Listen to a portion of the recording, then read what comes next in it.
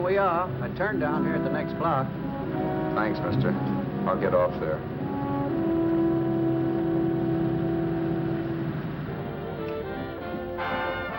Want anything else?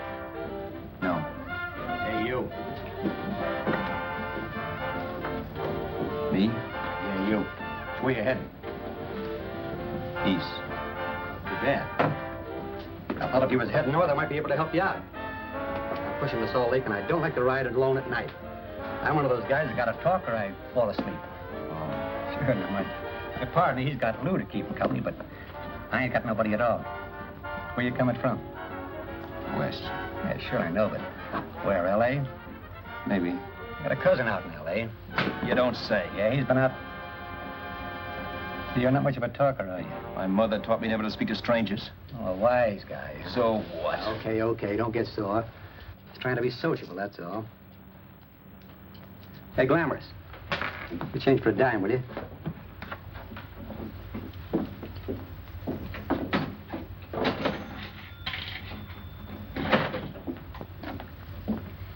Let's have something quieter this time, Joe. My head's splitting. Is that what's wrong with it? Done with your coffee? No. And don't rush me, will you?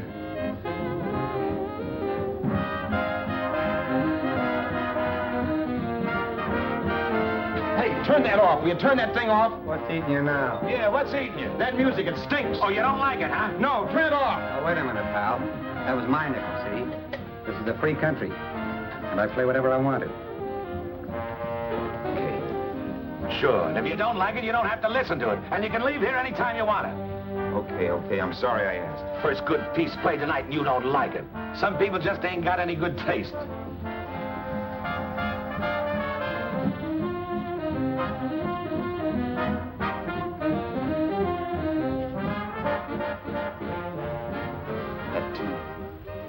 That tune.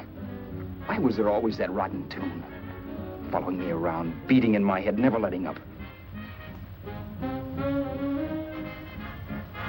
Did you ever want to forget anything? Did you ever want to cut away a piece of your memory or blot it out? You can't, you know. No matter how hard you try. You can change the scenery. But sooner or later, you'll get a whiff of perfume or somebody will say a certain phrase or maybe hum something. Then you're licked again. I can't believe that you're in love with me. I used to love that song once. So did the customers back in the old Break of Dawn Club in New York. I can't remember a night when I didn't get at least 3 requests for it. Sue, she was always selling it too. Those were the days.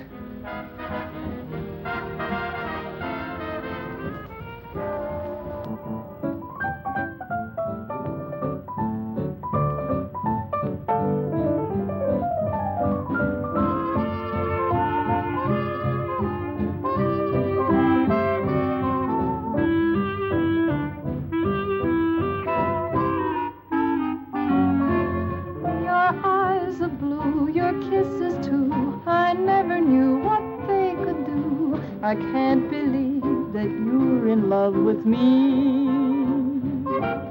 You're telling everyone you know that I'm on your mind each place you go. They can't believe that you're in love with me. I have always placed you far above me. I just can't imagine that you love me. And after all is said and done, to think that I'm the lucky one, I can't believe that you're in love with me.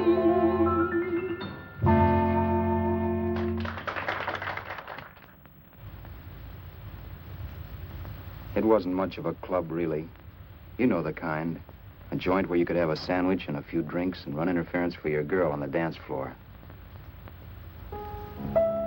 I pounded the piano in there every night from 8 until the place closed up, which usually meant 4 in the morning. A good job as jobs went in those days. Then, too, there was Sue, who made working there a little like working in heaven. But how we felt about each other, well, there was nothing very unusual in that. I was an ordinary healthy guy, and she was an ordinary healthy girl, and when you add those two together, you get an ordinary healthy romance, which is the old story. Sure, but somehow, the most wonderful thing in the world.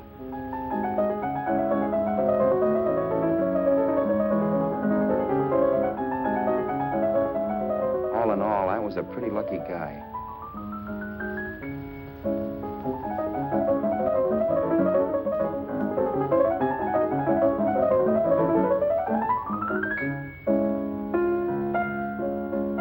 Mr. Paderewski, I presume. It's beautiful. You're going to make Carnegie Hall yet, Al? Yeah, as a janitor. I'll make my debut in the basement.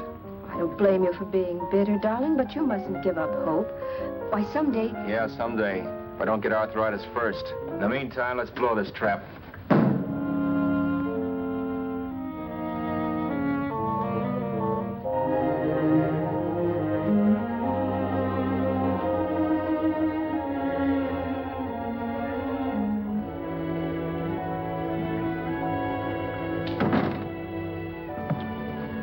Like to get something to eat, hon? Oh, I don't think so, Al.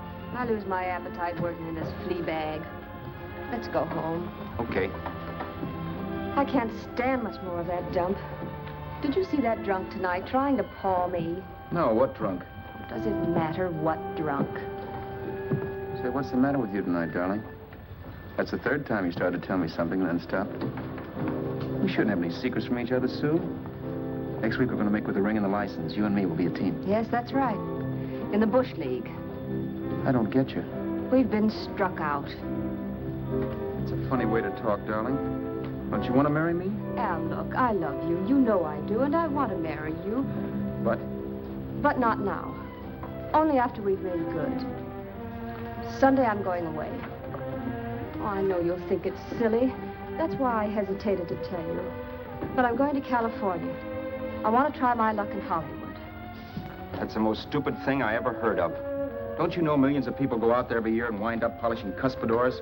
I thought you had better sense. You sound as if you don't think I have any talent. That has nothing to do with it. I'll make out all right. Maybe. But what about me?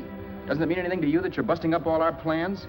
We may not see each other for years? It won't be that long. I thought you loved me. I do. You know I do. Well, here we are. Al, why can't you see my side of it? I'm young. We both are, and we've got all the time in the world to settle down. Oh, really, darling, what I'm doing is the only sane thing to do. I hate the thought of being so far away from you, but we'll be together again someday. Maybe you'll decide to come out too later on. So long. Al, aren't you going to kiss me goodnight? Sure, why not? Good night.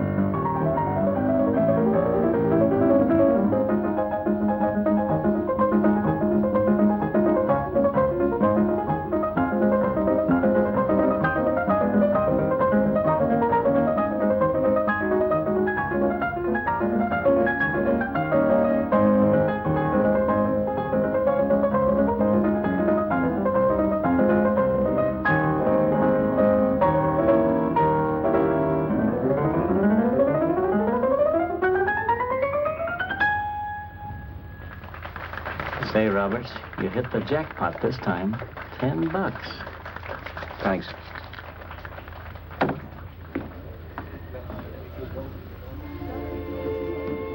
So when this drunk handed me a 10 spot after a request, I couldn't get very excited. What was it, I asked myself? A piece of paper crawling with germs. It couldn't buy anything I wanted. It couldn't... Then I thought of something.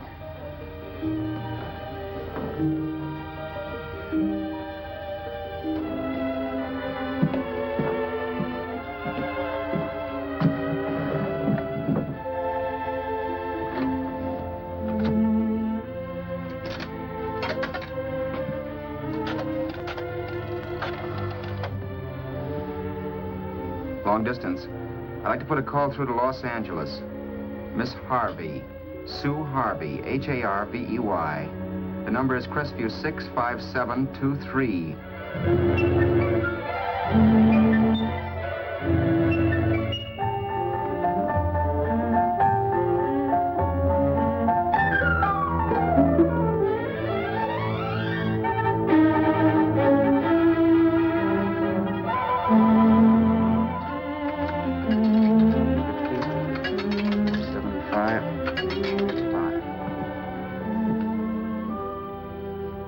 Hello, Sue? This is Al. Oh, baby, it's great to hear from you, too. What's that? You do? Oh, me too, darling. I thought I'd go batty without you. I just had to... Huh? You're working as a hashlinger? Gee, honey, that's tough. Those guys out in Hollywood don't know the real thing when it's right in front of them. You just stick it out, Sue, baby. Keep going around to those casting offices. I'm sure you'll click. Look, I'll tell you what. You stay put out there, I'll come to you.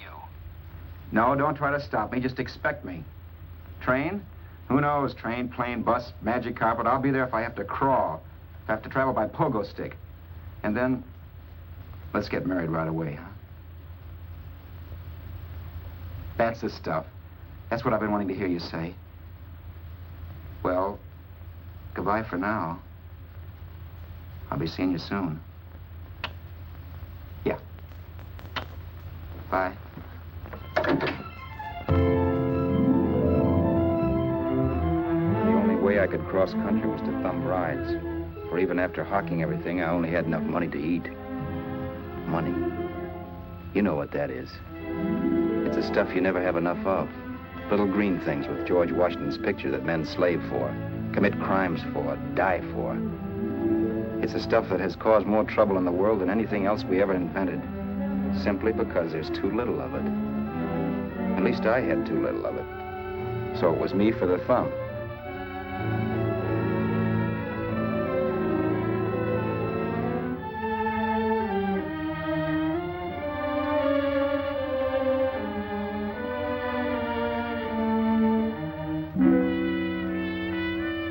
Ever done any hitchhiking?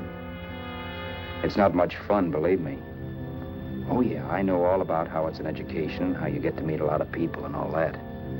But me, from now on, I'll take my education in college, or in PS 62, or I'll send $1.98 in stamps for 10 easy lessons.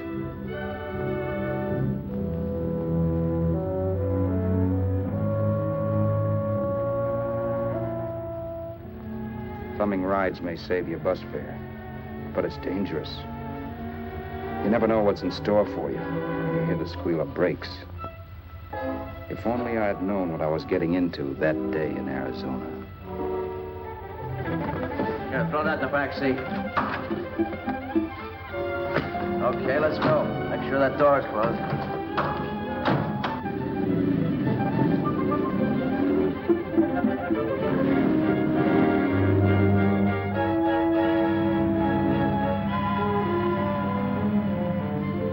You know, Emily Post ought to write a book of rules for guys thumbing rides.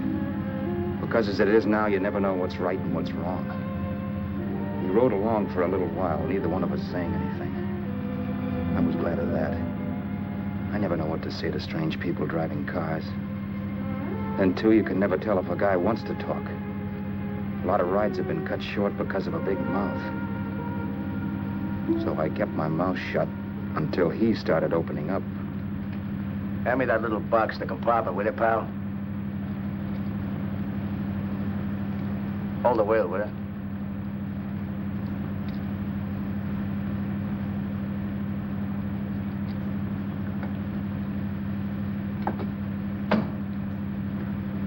How far are you going? L.A. Well, you're really traveling, aren't you? Yeah, but I don't expect to make it for a couple of years at the rate I've been promoting rides. Not much luck, huh? Sure, all bad. Not many people stop for a guy these days. Afraid of a stick-up, maybe. Well, you can't blame him. Where you coming from? New York? Well, New York. You're in luck this time. I'm going all the way. Right through to Los Angeles. You drive a car? Sure. Whenever you're tired, let me know. I'll holler.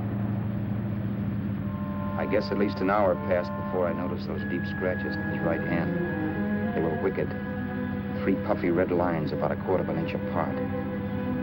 He must have seen me looking at them because he said, Beauties, aren't they? They're gonna be scars someday. What an animal. whatever it was, it must have been pretty big and vicious to have done that. Right on both counts, New York. I was tussling with the most dangerous animal in the world. A woman. She must have been Tarzan's mate. Looks like you lost the bob. Certainly wasn't a draw. You know, there ought to be a law against dames with claws. Yeah. I tossed her out of the car in her ear. Was I wrong? Give a lift to a tomato, you expect her to be nice, don't you? Yeah. After all, what kind of dames some rides? Sunday school teachers? Yeah. A little witch. She must have thought she was riding with some fall guy. And me, who's been booking horses around racetracks since I was 20. I've known a million dames like her. 2 million. Yeah. Stopped the car, opened the door. Take it on the yard, the Duffy sister, I told her. That's the stuff. As that was done, huh? But if you want to see a real scar, brother, get a load of this. Wow. I got that one dueling. Dueling? Yeah, we're just kidding, of course. My dad owned a couple of Franco-Prussian sabers. Kept them on the wall for decorations. Well, one day, the kid and I took them down when the old man wasn't around. Had a duel. He got me in the arm here.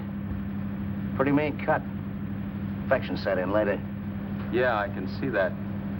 Now, give me that box again, will you? Yeah.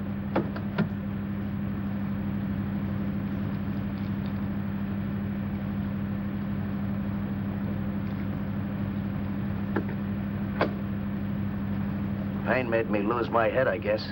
I began slashing. Before I knew it, I'd put the other kid's eye out. That was tough. Well, it was just an accident, of course. Do you know how kids are? I got scared, decided I was going to run away from home. Old man almost caught me when I was packing my duds. The bloody rag I had wrapped around my wrist hadn't caught his attention. You've seen the bundle for sure. But I beat it when he was phoning for a doctor. That was 15, 16 years ago. I haven't been home since. Pull in there for a bite or something, huh? A bite or something. Brother, was I hungry. I hadn't had anything in my stomach for hours. Yet even with that gnawing in the pit of my belly, I didn't want to be in too big a rush to put on the feed bag. First, I had to make sure this guy knew the score. If I got him down on me, I'd buy a ticket to Hollywood. I'll wait out here for you, mister. Well, if it's the money, don't worry about paying for it. This time it's on me. Well, that's what... Haskell, think nothing of it. You make your first million, maybe you can do the same for me. Come on, New York. I gotta make the West Coast by Wednesday. There's a horse running at Santa Anita named Pirate Bicycle. Means dough to me if I'm on him. We'll make it all right. He did most of the talking during the half hour we were in the place. I ate. He rambled on about his old man, whom we hadn't heard from since he ran away as a kid. Now he happened to become a bookie. And then all about how he got rooked in Miami. One race, 38 grand. They cleaned out my book. How do you like that? That was tough luck. Yeah, and I'm supposed to be the smart guy. Well, you just wait. I'm going back to Florida next season with all kinds of jack. And you watch those stinkers run for cover. Want anything else? No, thanks. I've had plenty.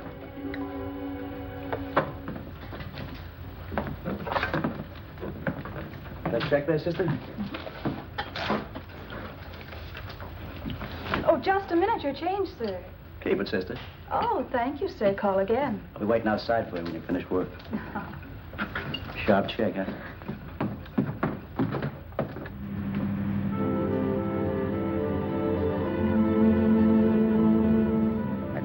that night while Haskell slept like a log. After a while, I began to get sleepy myself. I was happy, though. Soon I'd be with Sue again.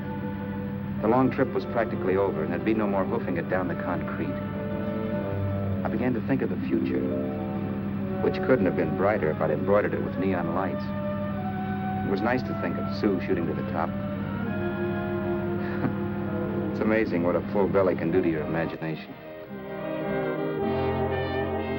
Your eyes are blue, your kisses too. I never knew what they could do. I can't believe that you're in love with me. You're telling everyone you know I'm on your mind each place you go. I can't believe that you're in love with me.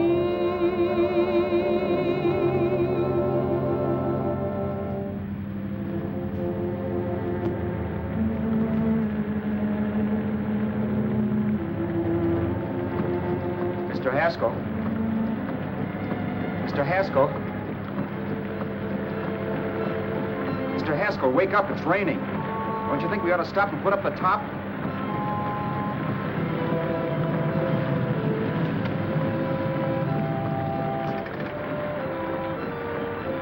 Mr. Haskell, I'm going to put up the top.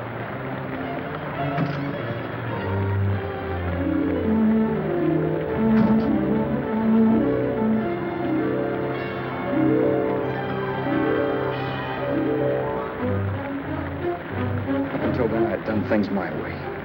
But from then on, something else stepped in and shunted me off to a different destination than the one I had picked for myself. But when I pulled open that door... Mr. Haskell, what's the matter? Are you hurt? Are you hurt, Mr. Haskell? Start your sermon.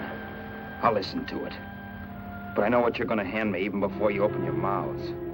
You're going to tell me you don't believe my story of how Haskell died and give me that don't make me laugh expression on your smug faces. I saw at once he was dead, and I was in for it. Who would believe he fell out of the car? Why, if Haskell came too, which of course he couldn't, even he would swear I conked him over the head for his dough. Yes, I was in for it. Instinct told me to run, but then I realized it was hopeless. There were lots of people back down the road who could identify me. That gas station guy and the waitress. I would be in a worse spot then, trying to explain why I beat it. The next possibility was to sit tight and tell the truth when the cops came. But that would be crazy. They'd laugh at the truth. I'm not having my head in a noose. So what else was there to do but hide the body and get away in the car? I couldn't leave the car there with him in the gully. That would be like erecting a tombstone.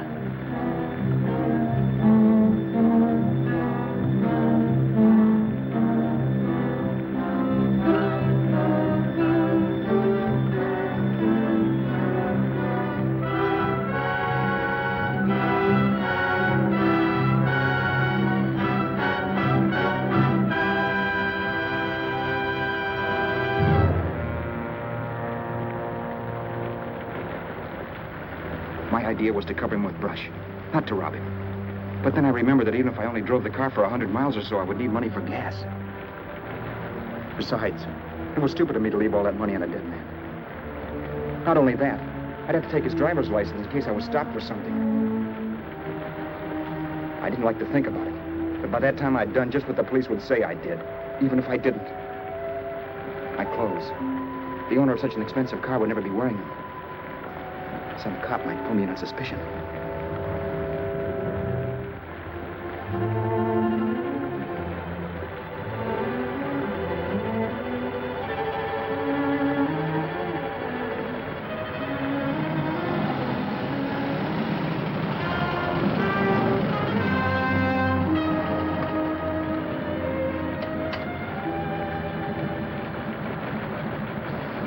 Hey, you, this your car?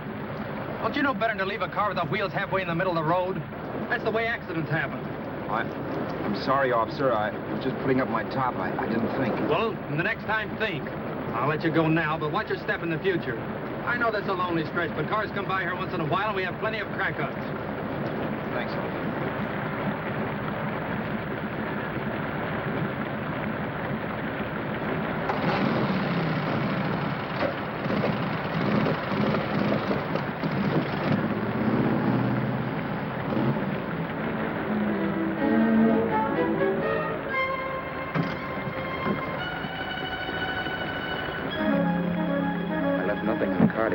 Robertson. If they found a dead man in the gully now, it would be me.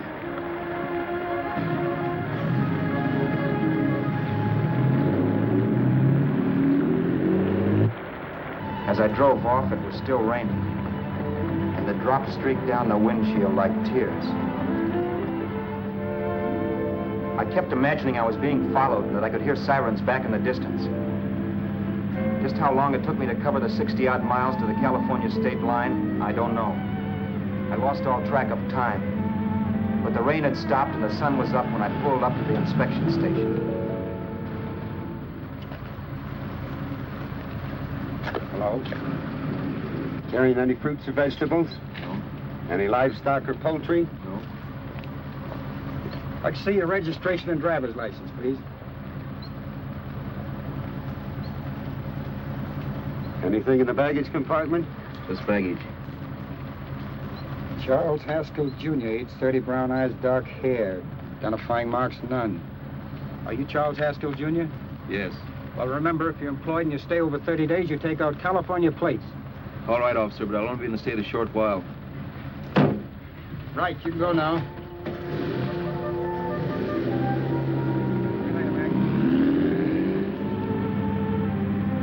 I couldn't drive any farther without some sleep. Cops or no cops, I knew I had to hit the hay and hit it hard.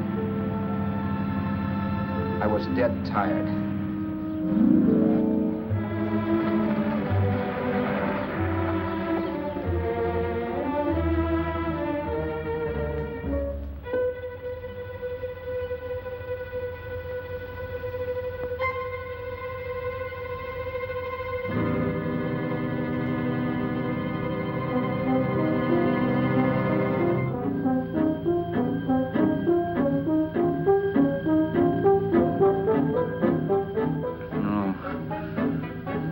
Mr. Haskell.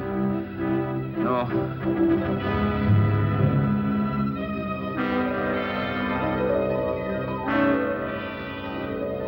Mr. Haskell, you can't die. I think I did it. No, Mr. Haskell. No.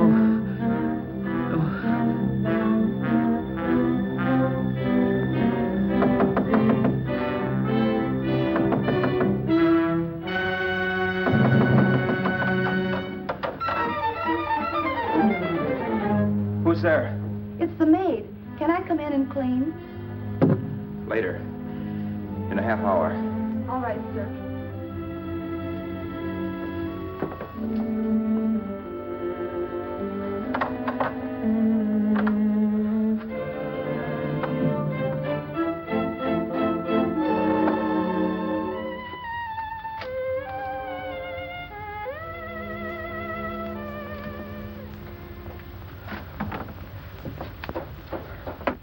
There was no time to lose. Every minute I had to be Charles Haskell was dangerous. And I'd have to be Charles Haskell until I got to some city where I could leave the car and be swallowed up.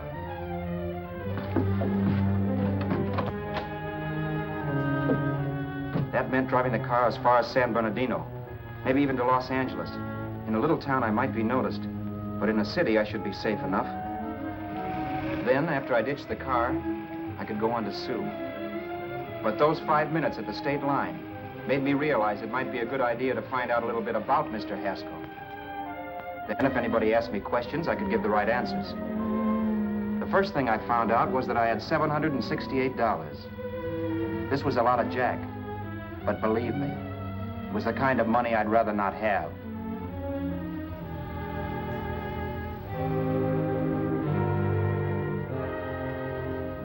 And then I found out from a letter Haskell was carting around in his bag that he wasn't the open-handed, easygoing big shot who went around buying dinners for strange hitchhikers. Before I got done reading it, I saw him more as a chiseler. It was written to his old man in California, the one he hadn't seen in so many years. In it, Haskell posed as a salesman of hymnals, of all things. It was easy to see where Haskell expected to raise a new stake for his book in Miami by rooking his old man. That was about all I found out from his effects, and it was enough. I told myself, maybe old man Haskell was lucky his son kicked off. He would never know it, but it saved him from taking a flyer in sacred literature preferred.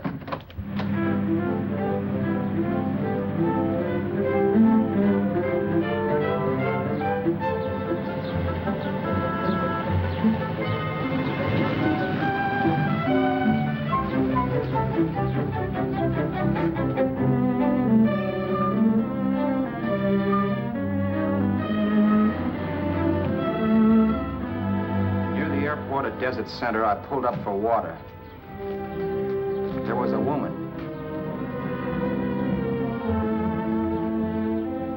Hey, you! Come on if you want to ride.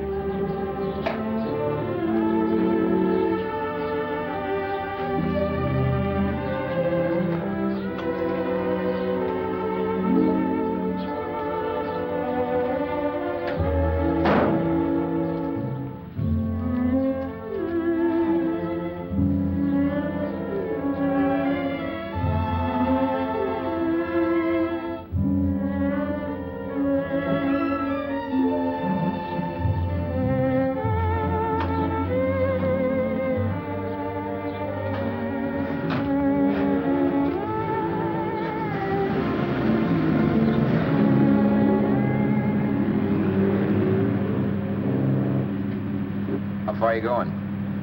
How far are you going? That took me by surprise, and I turned my head to look her over. She was facing straight ahead, so I couldn't see her eyes. But she was young, not more than 24. Man, she looked as if she'd just been thrown off the crummiest freight train in the world. Yet, in spite of this, I got the impression of beauty. Not the beauty of a movie actress, mind you, or the beauty you dream about when you're with your wife, but a natural beauty. A beauty that's almost homely because it's so real. Then suddenly she turned to face me. How far did you say you were going? Los Angeles? L.A.? L.A.'s good enough for me, mister. That's what I was afraid of. What'd you say? Oh, nothing, just thinking out loud. People get in trouble for doing that. What's your name? You can call me Vera if you like. You live in Los Angeles? No. Where are you coming from? Oh, back there. Needles? No. Oh, sure, Phoenix. You look just like a Phoenix girl. Are the girls in Phoenix that bad? The girl must have been pretty tired, because she fell asleep not 20 minutes after she stepped into the car. She lay sprawled out with her head resting against the far door, like Haskell. I didn't like that part of it much, but I didn't wake her up. It wasn't that this girl still worried me. I'd gotten over that funny feeling I had when she looked at me, which I put down as just my jangled nerves. With her eyes closed and the testness gone out of her, she seemed harmless enough. And instead of disliking her, I began to feel sorry for her. The poor kid probably had had a rough time of it. Who was she anyway? And why was she going to Los Angeles? And where'd she come from in the first place? The only thing I knew about her was her name. Not that it made any difference. A few hours more and we'd be in Hollywood. I'd forget where I parked the car and look up Sue. This nightmare of being a dead man would be over. Who this dame was, well, it was no business of mine. Where did you leave his body? Where did you leave the owner of this car? You're not fooling anyone. This buggy belongs to a guy named Haskell. That's not you, mister. You're out of your mind. That's my name, Charles Haskell. I can prove it. It's my driver's Save license. yourself the trouble, mister. Having Haskell's wallet only makes it worse. It just so happens I rode with Charlie Haskell, all the way from Louisiana. He picked me up outside of Shreveport. You rode? You heard me. Then it all came back to me. All the talk about dueling and scars and scratches. There was no doubt about it. Vera must be the woman Haskell had mentioned. She must have passed me while I slept. Well, I'm waiting. My goose was cooked. She had me. That Haskell guy wasn't dead yet. He wasn't stretched out stiff and cold in any Arizona gully. He was sitting right there in the car, laughing like mad while he haunted me. Well? There was nothing I could say. It was her move. Vera, whatever her name was, it was just my luck picking her up on the road. It couldn't have been Helen, or Mary, or Evelyn, or Ruth. It had to be the very last person I should ever have met. That's life. Whichever way you turn, fate sticks out a foot to trip you.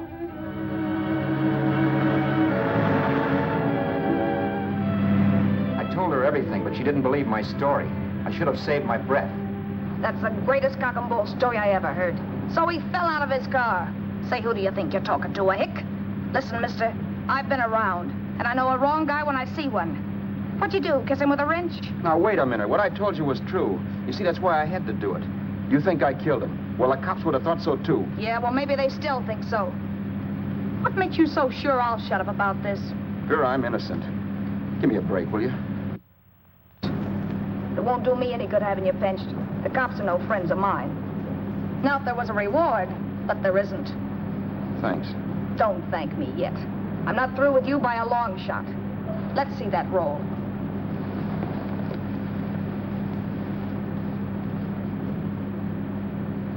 Is that all Haskell had? Isn't it enough? No, I thought he had more. Not that I know of. You can search me if you think I'm holding out on you. Well, maybe I will at that. He told me he was going to bet $3,000 on a horse named Paradisical on Wednesday at Santa Anita. He was stringing you along. He meant 300. Maybe. Sure, $3, 300. He was a piece of cheese, a big blowhard. Listen, mister, don't try and tell me anything about Charlie Haskell. Remember, I knew him better than you did. Okay, then you knew he was a four-flusher. That explains the $3,000 bet. I'm not so sure he didn't have that $3,000. Why should I believe you? You got all the earmarks of a cheap crook. Now, wait a Shut minute. up. You're a cheap crook and you killed him. For 2 cents, I'd change my mind and turn you in. I don't like you. All right. Don't get sore. I'm not getting sore. But just remember who's boss around here. If you shut up and don't give me any arguments, you'll have nothing to worry about. But if you act wise, well, mister, you'll pop into jail so fast it'll give you the bends.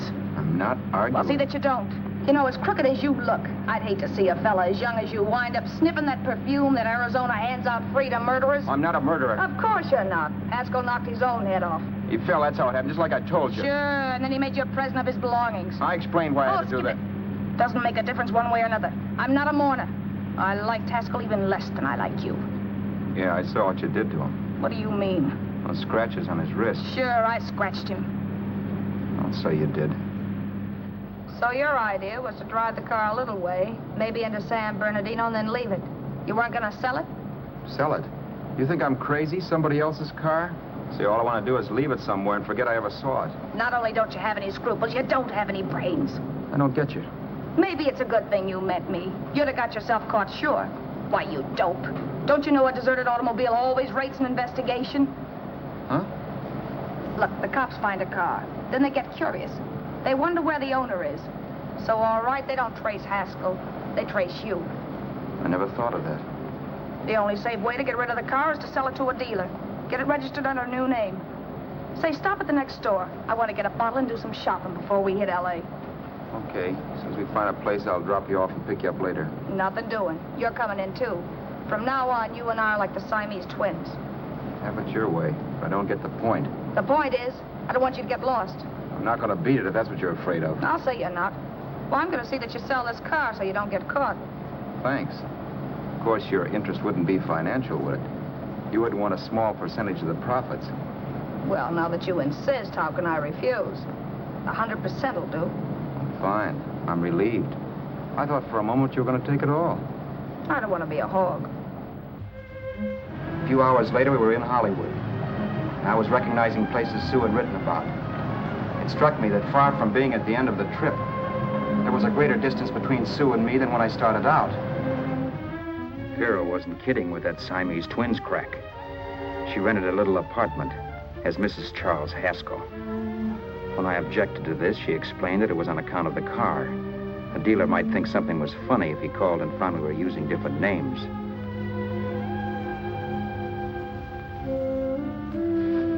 Home, sweet home. Yeah. Not bad, either.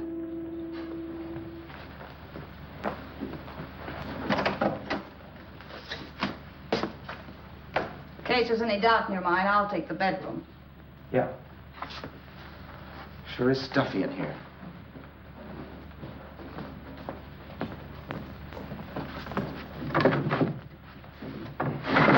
Keep the window shut. Okay. The old crow downstairs said there's a folding bed behind this door.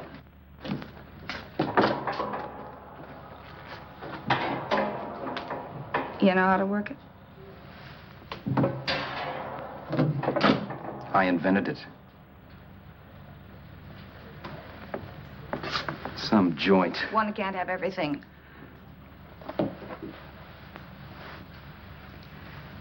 I'm first in the bathtub. I don't know why, but I figured you would be.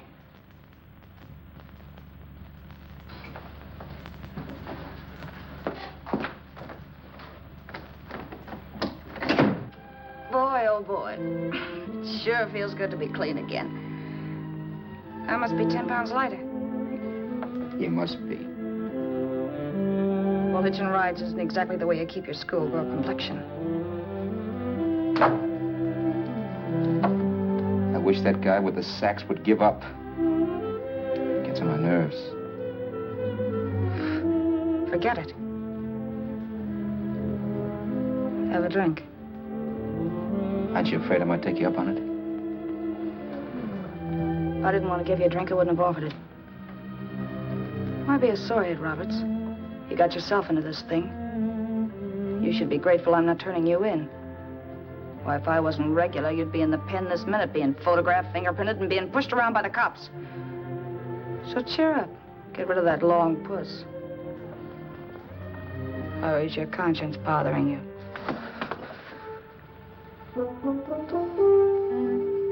No. It isn't. Swell. That's the spirit. He's dead and no moment around to bring him back. Anyway, I never could understand this worrying about something that's over and done with. Now, look, Vera, for the last time, I didn't kill him. Haskell was a sick man. Maybe he was dead before he fell out of the car. I don't know. Sure. He died of old age. All right. So if it'll make you sociable, you didn't kill him.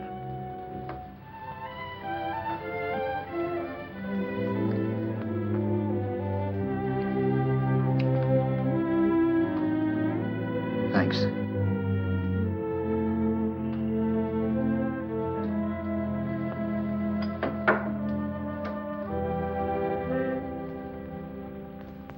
We're out of liquor, Roberts. Yeah. Too bad. I felt like getting tight tonight. Well, I think you succeeded. Am I tight? As a prima donna's corset. That's good. I wanted to get tight. Why? What have you got to get tight about? Oh, I don't know. Few things. Huh. You should have my worries. If I had your troubles, I'd stay sober. And I've got the key to that door. Yeah. Maybe you're right. I'm always right. You know, I don't like your attitude, Roberts. Well, there's a lot of things I don't like. Sure. But life's like a ball game. You gotta take a swing at whatever comes along before you wake up and find it's a ninth inning. You read that somewhere. That's the truth, Roberts. All you do is bellyache. Taking it easy and, well, trying to make the best of things. But maybe that's what's wrong with the whole world. Get the professor. People knock themselves out trying to buck fate. Now, take you, for instance. You're lucky to be alive. Why, suppose Haskell had opened your door. You'd be playing a harp now. Think of that. You think of it. I'm tired of thinking. There's plenty of people dying this minute. I would give anything to trade places with you. I know what I'm talking about. I'm not so sure. At least they know they're done for.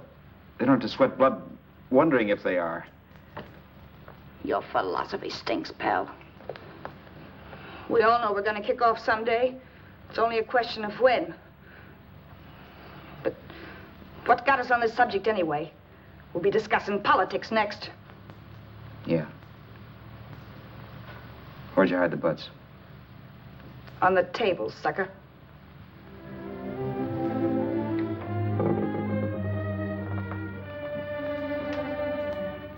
We bored each other with conversation for a couple of hours longer. Every 5 minutes, one of us was wishing we had another bottle or a radio or something to read. Then finally, we ran out of chatter. I know it's only 11 o'clock, but I want to get up early and make the rounds of the used car lots. No hurry about that. We've got all the time in the world. Maybe you have, but if you think I want to stay cooped up in this place any longer than I have to, you're batty. It's not a bad place. Paid plenty for diggings like this in New York. I wouldn't like it if it was the Ritz.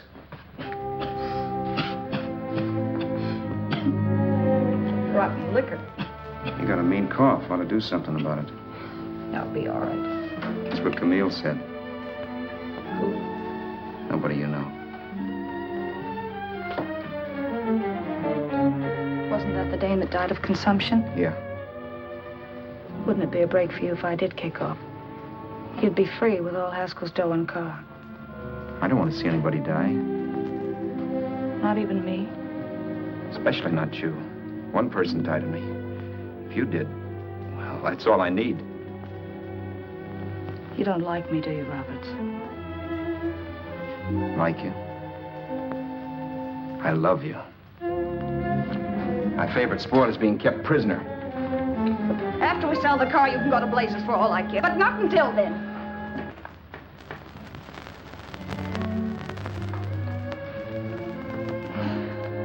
I'm going to bed.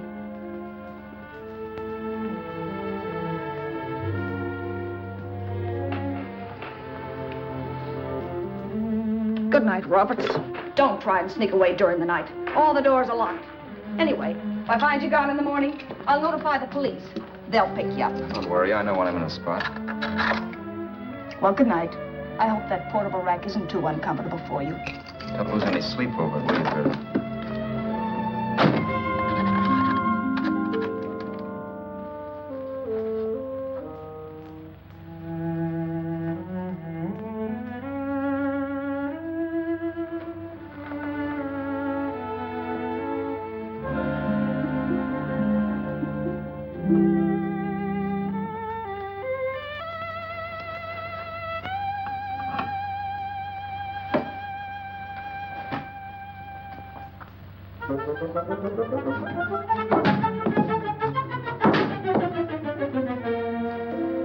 Crestview.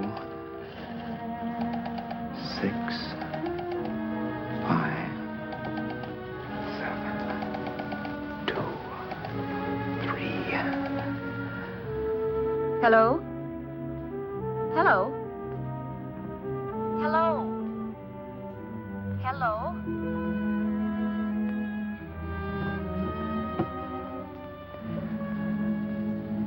No. Not yet, darling. Tomorrow. Maybe. If this were fiction, I would fall in love with Vera, marry her, and make a respectable woman of her. Or else she'd make some supreme Class A sacrifice for me and die. Sue and I would bawl a little over her grave and make some crack about there's good in all of us. But Vera, unfortunately, was just as rotten in the morning as she'd been the night before. All right, I'm coming. Look, Vera, it's almost noon. So what? The dealers will be there all day? They'll be there all year, too, but it doesn't wait that long. Shut up. You make it like a husband. Well, do I rate a whistle? You sure do, but let's go. Let's go, let's go. I spent $85 in 2 hours preparing bait, and all you can say is let's go. Come on.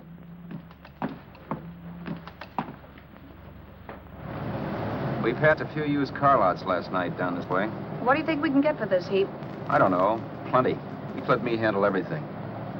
Think we can get $2,000? I don't know, but don't worry. I'll squeeze as much out of this guy as I can. If I let it go cheap without a fight, he might think we've stolen the car. And listen, don't make any slips and call me Roberts. That'll cook us. I don't need you to tell me that. You better just sit by and keep your mouth closed. Remember, we're both in the soup if anything happens. Forget it and drive. You're my wife, Vera Haskell.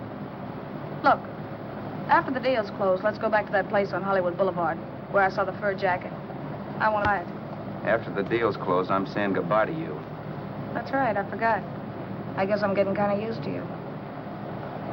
Well, that's a habit you could start breaking. Let's try this place in the middle of the block.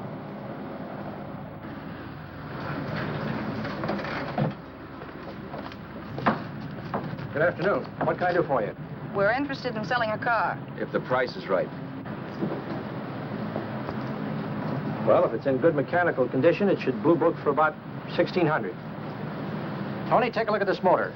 $1,600. Are you kidding?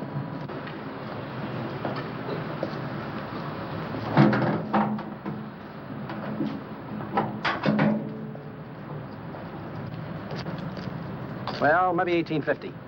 Before I let it go for $18.50, I'll wreck it and collect the insurance first.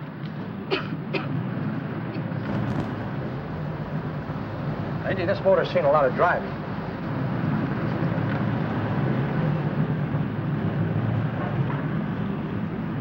Well, the mechanic inspected the car.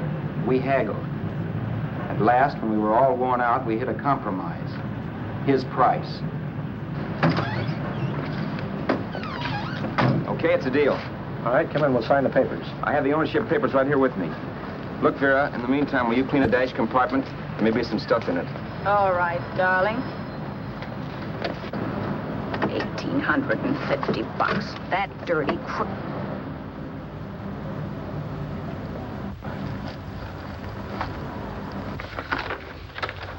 New York, huh? Yeah. But you bought the car in Miami? Yeah. Well, now let's see about the insurance. We can either have it transferred or canceled. What kind of insurance do you have, Mr. Haskell? Well, aren't all the papers there? I don't see any. Surely you know what type of insurance you carry in the car. The name of the company? Yeah, but, Well, if you'll just tell me the name of the company, I'd be very glad to take care of all the details. Well, Did you sign the papers yet? not yet. Well, don't. We're not selling the car. Well, wait a minute, Mrs. Haskell. Come on, darling. What's the matter? You changed your mind? Yes, I'm sorry. I guess I have. But, Vera... Let's go.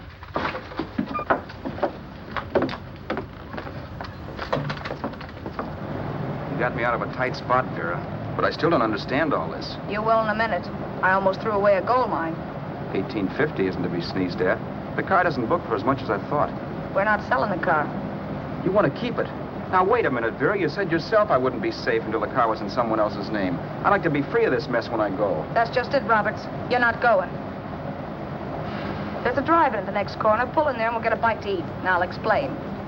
What is this, another one of your brilliant ideas?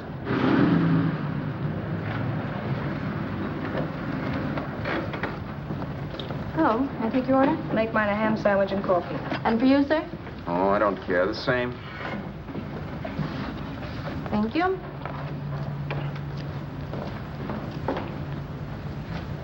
Get this, Vera. I've been pretty patient so far. I've done everything you asked me to do, but no more. Shut up. You've taken Haskell's money, and you can have the dough we get from selling the car, but you're not going to keep me a prisoner. It's a good thing I bought the paper. Take a look at that. Vera, I'm in no mood. Read that.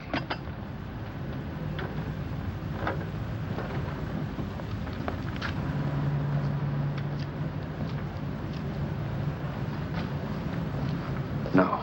Yes. No, I won't do it. Yes, you will. You think I'm crazy? It's impossible, I tell you. Excuse me.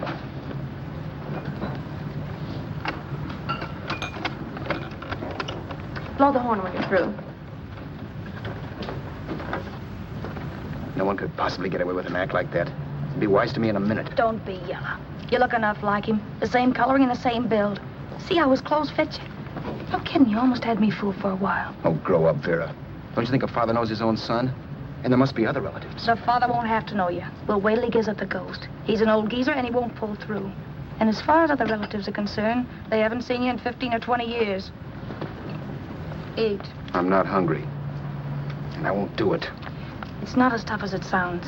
Remember, you've got all kinds of identification. His car, letters, license. I could never get away with it. It's the stupidest thing I've ever heard. The old boy has scads of dough. Look in the paper there. Personal fortune assessed at over $15 million. He'll leave plenty, I tell you. Maybe he cut off his son. How do we know? It's out, Vera. I won't have anything to do with it. I think you will. Look, Vera, I'll do anything within reason. But not that. So forget it. Or find yourself another stooge. You sap. You'll be fixed for the rest of your life as Charlie Haskell. You can take your inheritance and go away. No more worrying about the rent, no sweating, scheming, wondering where your next meal's coming from. Think about that, Roberts. Vera, please, you're talking too loud. On this, I'm splitting 50-50 with you. Sure, why not? We're both alike, both born in the same gutter. Now, take it easy, Vera. There's people around here. You don't know what you're talking about. We'll wait till we read that old man Haskell's dead. Then you show up. Like you read in New York that he was sick. No. Suppose he doesn't die. He will. I know he will. Something tells me.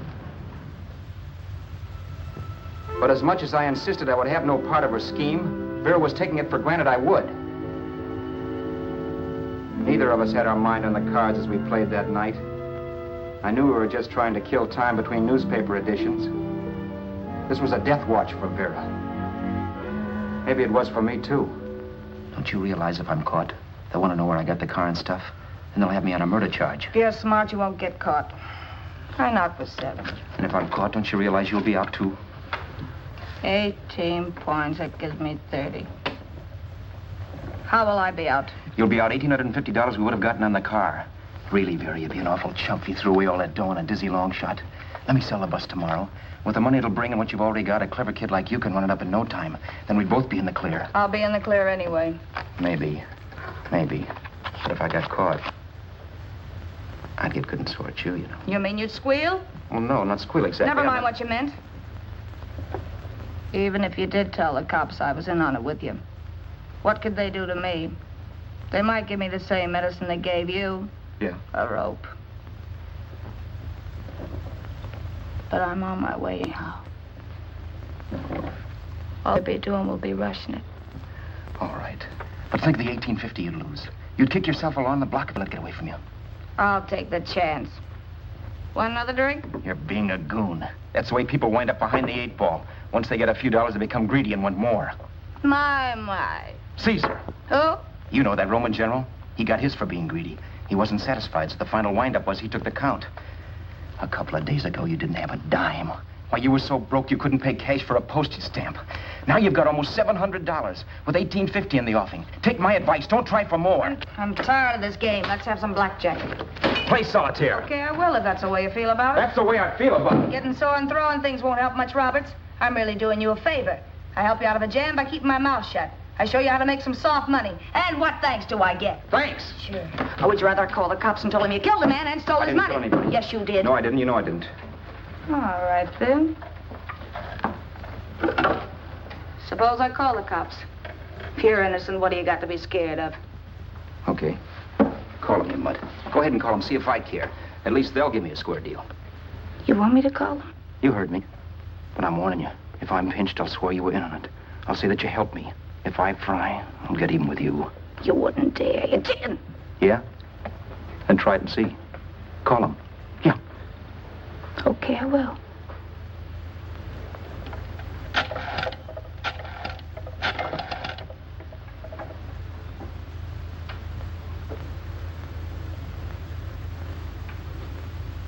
Information?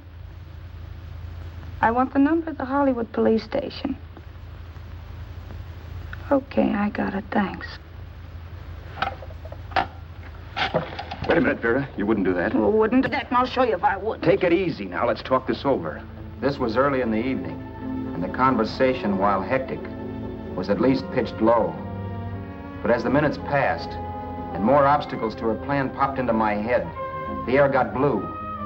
Each word coming from our lips cracked like a whip. I reminded her that as Charles Haskell, I didn't even know my mother's name, where I'd gone to school, the name of my best friend, whether I had an Aunt Emma or not, my religion, and if I'd ever owned a dog. I didn't even know what my middle initial stood for. I also pointed out that the real Haskell had a scar on his forearm.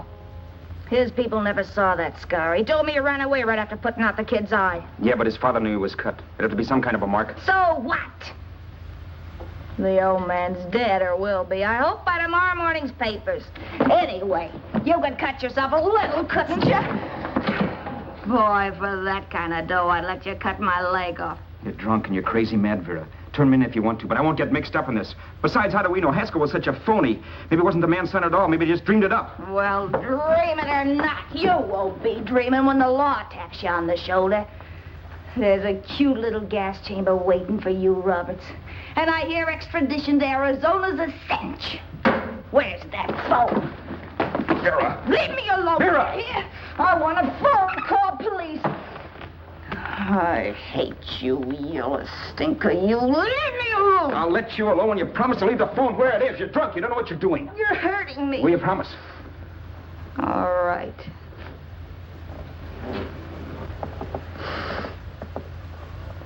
You hurt me. I'm sorry, but... And it's hot in here. Open up a window. It's not hot. Don't tell me. Now, do you do it or do I do it?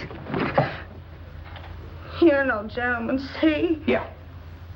All right. I'll open up the window.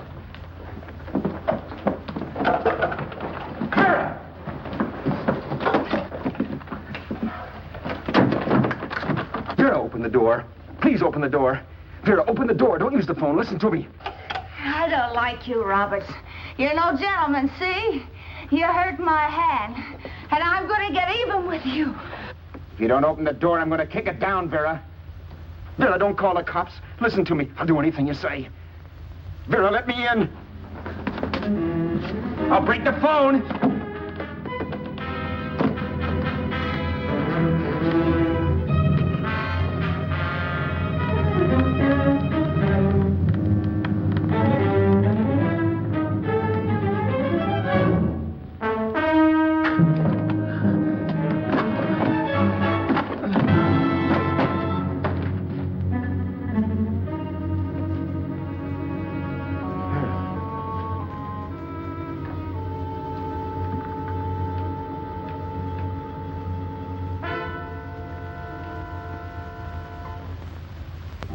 The world is full of skeptics. I know. I'm one myself. In the Haskell business, how many of you would believe he fell out of the car? And now, after killing Vera without really meaning to do it, how many of you would believe it wasn't premeditated? In a jury room, every last man of you would go down shouting that she had me over a barrel and my only out was force. The room was still. So quiet that for a while I wondered if I had suddenly gone deaf. It was pure fear, of course. And I was hysterical, but without making a sound. Vera was dead, and I was her murderer. Murderer. What an awful word that is. But I'd become one. I'd better not get caught. What evidence there was around the place had to be destroyed. And from the looks of things, there was plenty. Looking around the room at things we'd bought was like looking into the faces of 100 people who'd seen us together and who remembered me. This was the kind of testimony I couldn't rub out. No. I could burn clothes and hide bottles for the next 5 years. There'd always be witnesses. The landlady, for one. She could identify me. The car dealer, the waitress in the drive-in, the girl in the dress shop, and that guy in the liquor store. They could all identify me. I was cooked. Done for. I had to get out of there. While once I'd remained beside a dead body, planning carefully how to avoid being accused of killing him, this time I couldn't.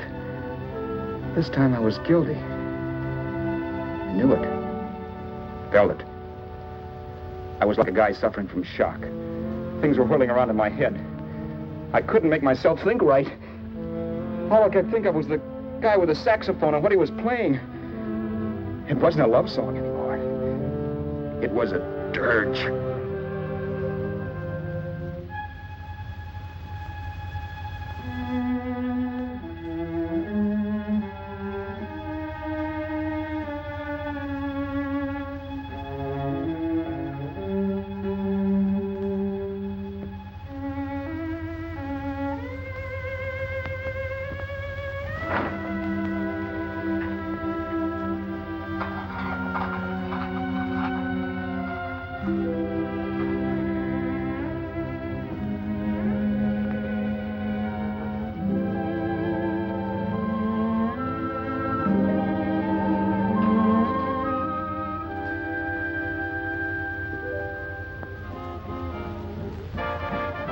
Problems weren't solved. I had to stay away from New York for all time because Al Roberts was listed as dead and had to stay dead. And I could never go back to Hollywood. Someone might recognize me as Haskell. Then, too, there was Sue. I could never go to her with a thing like this hanging over my head. All I could do was pray she'd be happy.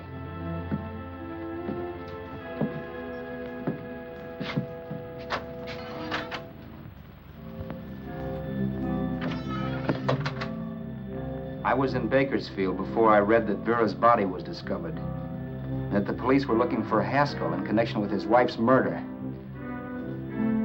Isn't that a laugh? Haskell got me into this mess, and Haskell was getting me out of it. The police were searching for a dead man. I keep trying to forget what happened, and wonder what my life might have been if that car of Haskell's hadn't stopped. But one thing I don't have to wonder about.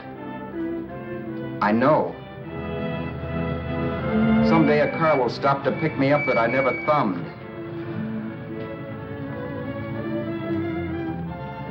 Yes. Fate, or some mysterious force, can put the finger on you or me for no good reason at all.